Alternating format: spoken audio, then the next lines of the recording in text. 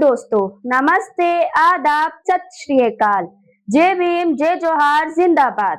हम आ चुके हैं अनफिल्टर जेंजी के साथ संविधान टाकीज में और आज हम करेंगे बात एडवोकेट पंकज गाड़गे से, जो हरदा के रहने वाले हैं और अभी फिलहाल में वो दिसोम के फेलो हैं। 15 महीने की यात्रा पर निकले हैं, तो हम उनकी यात्रा के साथ साथ उनकी लाइफ के बारे में जानेंगे कि उनकी लाइफ स्टाइल क्या है और साथ में ये भी जानेंगे कि वो संविधान को किस तरह से देखते हैं। तो चलिए चलते हैं हम उनसे जानने के लिए कि वो क्या सोचते हैं संविधान को लेकर। हम बात करेंगे पंकज भाई से उनकी लाइफ के बारे में और साथ में वो दिसोम के फेलो हैं, तो वो 15 महीने का सफर हमें बताएंगे। नमस्कार, जय भीम, जोहार, जिंदाबाद। मेरा नाम पंकज है। मैं मध्य प्रदेश के हरदा जिले का रहने वाला हूँ। सामाजिक संस्थाओं के साथ काम किया है, सामाजिक आंदोलन का हिस्सा रहा हूँ। पहले भीम आर्मी भारत एकता मिशन के साथ हरदा जिले में जिलाध्यक्ष के पद पर काम किया है। उसके बाद दिसोम द लीडरशिप स्कूल का हिस्सा अभी वो 15 महीने की एक यात्रा चल रही है। सामाजिक यात्रा के साथ ये एक राजनीतिक यात्रा है और बड़ी ही खूबसूरत यात्रा के रूप में मैंने इसको महसूस किया है। और इसमें हमने कश्मीर से लेकर कन्याकुमारी और मध्य भारत और पूर्वोत्तर भारत की अब यात्रा पर जाने वाले हैं। बहुत ही अलग अलग अनुभव रहे। धर्म, संस्कृति, जाति व्यवस्था, विभिन्नता और अलग अलग समूह के लोगों से भी मिलना हुआ। और आगे की चर्चा में हम शुरू करेंगे कि आप जैसे सवाल पूछेंगे उस हिसाब से फिर मैं आपके साथ चलता जाऊंगा। तो मेरा पहला सवाल है, आपको संविधान से लगाव क्यों है? ये सवाल बचपन से जुड़ा हुआ सवाल है और उसके लिए बैकग्राउंड जानना भी बहुत ज़रूरी है। तो मैं अपने गांव में रहता हूँ। मेरे गांव का नाम है भुवनखेड़ी। ये हरदा जिले से 10 किलोमीटर की दूरी पर है और गांव में रहते हुए जब हम अपने जीवन को देखते हैं तो हर समुदायों की अलग अलग समस्याएं होती हैं। वैसे ही शेड्यूल कास्ट जो समुदाय है उनके साथ छुआछूत और भेदभाव और जाति भेदभाव ज़्यादातर होता है। तो जब बड़े होते गए, स्कूलिंग के साथ साथ और कॉलेज तक पहुंचे, तो चीज़ें समझ में आई धीरे धीरे कि ये एक सामाजिक कलंक के रूप में है, लेकिन आज तक समाज में चल रहा है। और हमने देखा कि इसका हल कहाँ है, तो वो हल संविधान में मिला। संविधान में आर्टिकल 17 में जहाँ छूआछूत को मिटाने की, उसको अंत करने की बात होती है और डॉक्टर बाबा साहेब अम्बेडकर का एक विशेष योगदान वहाँ दिखाई देता है। बाकी महापुरुषों का है, लेकिन खासकर डॉक्टर अम्बेडकर इस समस्या से गुजरे। तो संविधान जो है वो हमारे लिए तो एक ऐसा ग्रंथ है जहाँ धार्मिक ग्रंथ हमें उपेक्षित मानते हैं, लेकिन संविधान एक ऐसा ग्रंथ है, एक ऐसी किताब है जो हमें गरिमा के साथ, सम्मान के साथ, बराबरी के साथ जीने का साहस देती है। और वो बल ही मेरे लगाव का मुख्य कारण है और मुझे लगता है कि वहाँ बहुत सारे समाधान मौजूद हैं हमारे लिए। तो वही हमारी असली ताकत के तौर पर दिखता है, इसलिए लगाव संविधान से। तो हमारी लाइफ में संविधान कहाँ कहाँ काम आता है? इस सवाल को जवाब देते हुए मैं ये कहूँगा कि संविधान आपके जन्म होने से आपकी मृत्यु तक साथ काम करता है। तो कुछ छोटे छोटे उदाहरण से हम समझ सकते हैं कि जब आप इस दुनिया में आते हैं तो आपने भ्रूण हत्या का नाम सुना होगा जी। तो पहले तो ये था कि लोग अपनी इच्छा के हिसाब से भ्रूण हत्या, बच्चे को पैदा होने से पहले ही उसको मारने की साजिशें शुरू करते थे। कानून के द्वारा ये अभी प्रतिबंधित है कि कोई इस तरीके से लिंग परीक्षण नहीं करवाएगा और उससे भ्रूण हत्याएं भी कम हुई हैं। तो आपके लाइफ के शुरू होने से पहले संविधान अब आपके जीवन में इंटरफेयर करता है। और रोजमर्रा की जिंदगी में जब आप कोई सामान खरीद रहे हैं, कहीं जा रहे हैं, तो बेवाक तरीके से आप यात्रा कर पा रहे हैं। आप स्कूल में, पहले स्कूलों में कई लोगों को पढ़ने नहीं दिया जाता था, लेकिन अब उसी संविधान की वजह से पढ़ने की एक आज़ादी आई। एक लंबा दौर रहा, सावित्रीबाई फुले का एक दौर रहा जहाँ पर कहते हैं कि वो पढ़ाने के लिए जब बच्चियों को गई तो उन पर गोबर फेंका गया था। तो ये समय दौर के साथ चलती चलती चीजें हैं और ये संविधान की वजह से बहुत सफल हो पाया कि लोगों को बराबरी के हक भी मिले और पढ़ने की आजादी, खासकर लड़कियों को जिनके लिए प्रतिबंधित था, दलितों को जिनके लिए प्रतिबंधित था, उनको जो अवसर मिले। तो मुझे लगता है कि संविधान तो हमारी हर छोटी छोटी चीजों में इंटरफेयर करता है।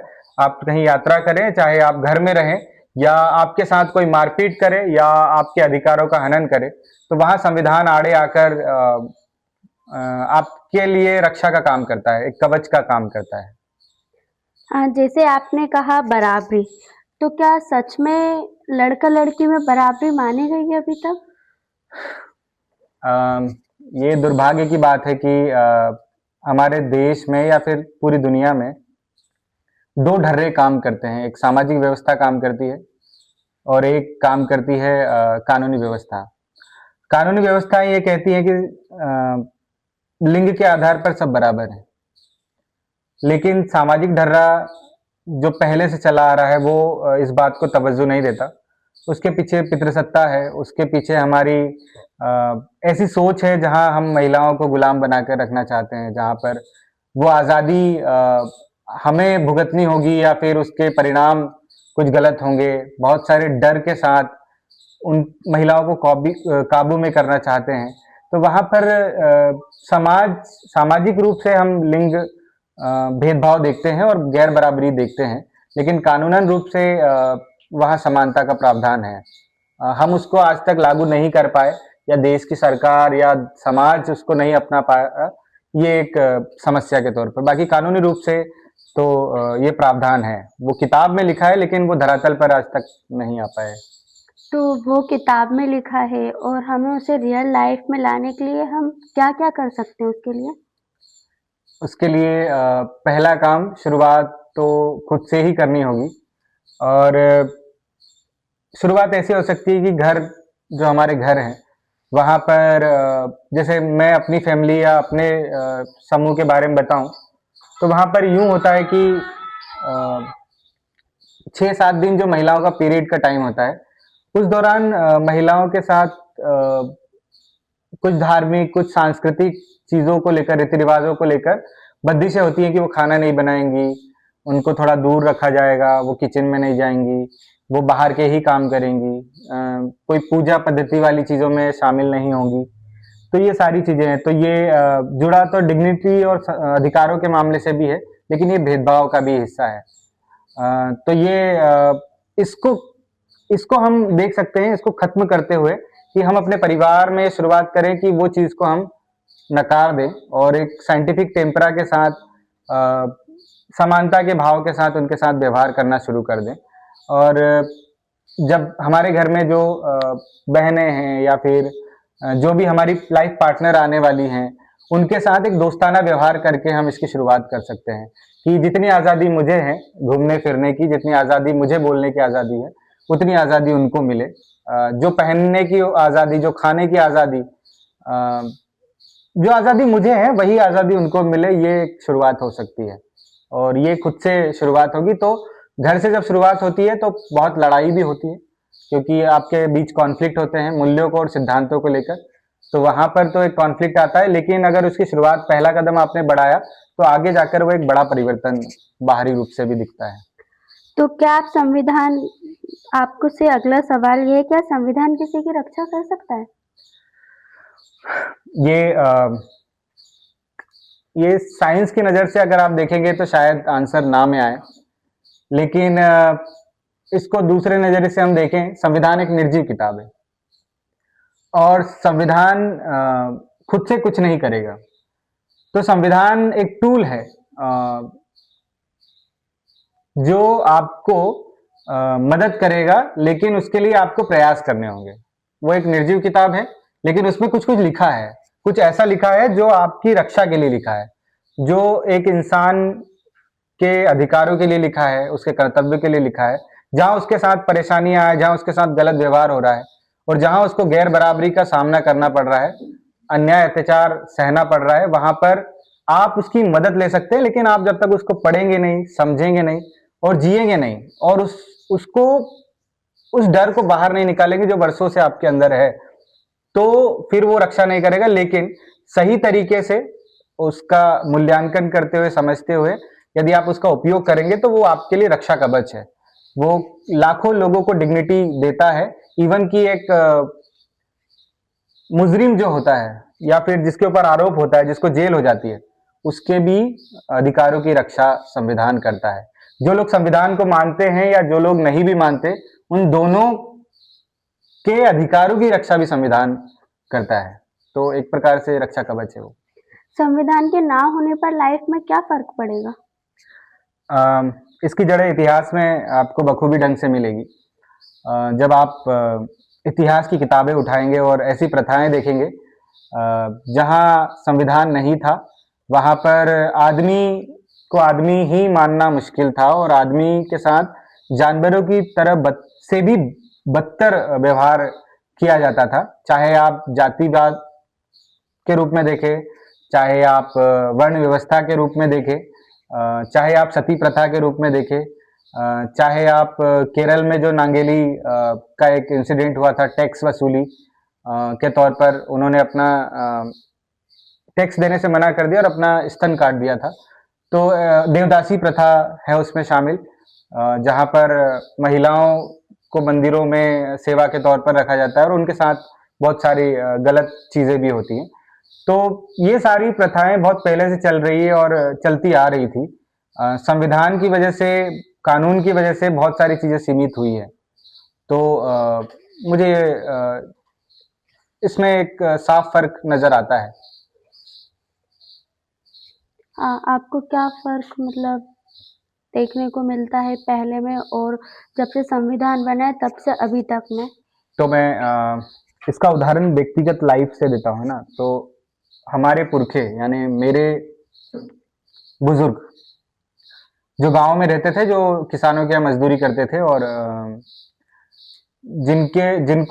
जिनका छुआ लोग खाते नहीं थे और जिनका पानी लोग पीते नहीं थे, जिनका छुआ पानी नहीं पीते थे, जिनकी परछाई से लोग पहले डरा करते थे और जिनके आसपास जाने, जिसको अगर चाय भी देंगे तो आप टूटे हुए मग्गे में देते थे, टूटा हुआ जो कप होता है उसमें। आप खेतों में काम करने जा रहे हैं, आपको अपना पानी खुद लाना है और आपका टिफिन जो होगा वो आपके घर से आएगा। आप किसान के घर काम तो करते थे, लेकिन वो आत्मीयता, वो गरिमा के साथ जीने का अवसर नहीं था। फिर और भी बहुत सारी चीज। तो मैं देखता हूँ कि संविधान जब नहीं था तो हमारे साथ इंसान जैसा व्यवहार नहीं होता था। संविधान होने से बड़े परिवर्तन आए। और पर मैं एक ये बात कहना चाहूंगा कि सारे लोग ऐसे नहीं थे। बहुत सारे लोगों ने उस दौर में भी मदद की है, अच्छे भाव के साथ रहे हैं, लेकिन ज्यादातर जब हम कम्युनिटी लेवल पर देखते हैं, पूरे समाज के को एक बृहद लेवल पर देखते हैं, तो हम ये पाते हैं कि समुदायों में ऐसी चीज रही हैं जहां संविधान ने हस्तक्षेप किया और लोगों को सम्मान, गरिमा, स्वतंत्रता, आजादी, जो भी चीजें हम देख रहे हैं, और बंधुता बनाने में भी संविधान बहुत महत्वपूर्ण भूमिका निभाता है। जहां लोग आज राजनीतिक मंचों पर एक साथ बैठ रहे हैं, जहां लोग एक साथ आकर खाना खा रहे हैं, जहां लोग अंतरजातीय खाना नहीं खाते थे वह अंतरजातीय खाना खाना शुरू हुए हैं, जहां लोग जो धर्मों के लेवल पर जो डिफरेंस थे वह संविधान की वजह से लोग एक साथ आना शुरू हुए हैं। और अंतरजातीय विवाह जो कि आज भी नस्ली शुद्धता के रूप में हमारे बीच में मौजूद है, लेकिन आज संविधान की वजह से वो कानूनी रूप से हर व्यक्ति अपनी शादी अपनी इच्छा से करने के लिए स्वतंत्र है। तो मैं समझता हूँ कि संविधान का होना हमारे लिए उतना ही जरूरी है जितना कि हवा और पानी का होना या भोजन का होना। तो आप अपनी लाइफ में संविधान को मतलब किस तरह जीते हैं? तो पेचीदा सवाल है, लेकिन कुछ कुछ उदाहरण मैं बताता हूँ। तो संविधान ने मुझे ये सिखाया है कि आज़ादी के साथ जीना है। तो मैं अपनी बातों को बेबाकी से रखता हूँ, मैं डरता नहीं हूँ, और अगर कोई डर पीछे से नोक नोक कर भी रहा है तो मैं वहां कोशिश करता हूँ कि वो डर को मैं वापस धक्का देकर उसे कहूँ कि भाई अब मेरा टाइम है। और ग्रामीण स्तर पर जहाँ लोगों के साथ कुछ गलत होता है तो फिर वहां मैं लीगल प्रोसेस, पुलिस, थाने, कोर्ट कचहरी के माध्यम से मदद के तौर पर करता हूँ। जीने के मामले में यह है कि मुझे ये विश्वास है कि जो मुझे मिल रहा है वही दूसरों को मिले। जो आज़ादी मुझे मिल रही है वो दूसरों को मिले, तो मैं कोशिश करता हूँ कि मैं किसी की आज़ादी को छीनता नहीं हूँ, उसकी आज़ादी को सीमित नहीं करता हूँ। इस तरीके से मैं उसे अपनाने की प्रयास कर रहा हूँ। फिर जो उसका एसेंस है बंधुत्व, तो आज आप देख रहे हैं कि दुनिया, देश की, खासकर देश की राजधानी में धर्मों को लेकर, जातियों को लेकर, भाषा को लेकर, भौगोलिक क्षेत्रों को लेकर बहुत बंटवारा है और लोग एक दूसरे से नफरत कर रहे हैं। तो संविधान हमें सिखा रहा है, मुझे सिखा रहा है और मुझे जीने की ये अभिलाषा दे रहा है कि तुम बंधुत्व के साथ जियो। तुम इंसान को सिर्फ इंसान मानो, उसका धर्म क्या है, उसकी जात क्या है, उसका वर्ण क्या है, उसे छोड़ दो। उस तरीके से जियो जो इंसान इंसान के लिए जीता है। तो मैंने बस वही तरीका अपनाया, वही रास्ता अपनाया है कि मैं एक आदमी को आदमी की तरह देखूं। धर्म क्या है, जात क्या है, तो मैं एक यूनिवर्सल मित्रता की ओर आगे बढ़ रहा हूं। और पूरी जर्नी में, आज तक की पूरी जर्नी में बहुत सारी धारणाएं थी, बहुत लोगों के प्रति नफरत थी, उसको कम कर रहा हूं और सबके साथ मित्रता का भाव रख रहा हूं। और एक मैं चाह रहा हूं कि ऐसी मित्रता बने जो दुनिया की कोई ताकत तोड़ ना पाए। आपने अभी तक मतलब संविधान के बारे में इतना जाना, इतना समझा, तो आपने उससे जुड़े अपने लाइफ में कुछ काम किए जो आप कह सके कि हाँ, ये संविधान से जुड़ा काम था? हाँ, मुझे लगता है कि पहला कदम तो यही है कि मैंने अपने लिए आवाज उठाई और अपने समुदाय के लिए आवाजें उठाई। जहां हमें पानी भरने पर रोका गया, तो हमने उस पानी को कुएं से निकालने का जो कदम उठाया, वो एक संवैधानिक काम ही है। तो वो एक डर को खत्म करने का काम एक संवैधानिक काम है। फिर अपने लोगों की मदद करना, जिसके साथ गलत हो रहा है, उन जिन लोगों के दस्तावेज नहीं है, उन लोगों के दस्तावेज बनाना, ताकि उनको सरकारी सहायता मिले। जिन साथियों के साथ पुलिस ने बदसलूकी की, वहां बिल्कुल अडिग होकर खड़ जाना और उन पुलिस से माफी मंगवा देना, इस तरीके के काम भी हमने किए हैं। तो मुझे लगता है कि छोटे छोटे स्तर पर हमने और मैंने समय समय पर किए हैं और आज भी जहां जहां मौका मिल रहा है वहां कर रहे हैं। चाहे सरकार के सवाल पूछना हो या प्रशासन से कोई जवाब तलब करना है कि ऐसा क्यों नहीं हुआ, तो इस तरीके के काम किए। ओके, आपसे लास्ट सवाल है कि आप डॉक्टर भीमराव अंबेडकर को अपनी लाइफ में किस तरह देखते हैं? मैं ऐसे देख रहा हूँ कि बाबा साहब डॉक्टर भीमराव अंबेडकर हमारे लिए मार्गदाता के रूप में आए और वो जब अपने जीवन से झेलते हुए हमारे लिए कुछ एक ऐसा दस्तावेज बनाकर गया जो हमें गरिमा के साथ जीना सिखाता है। तो मैं उन्हें भगवान का दर्जा नहीं दूंगा, क्योंकि अब भगवान शब्द ही बहुत अलग हो गया है।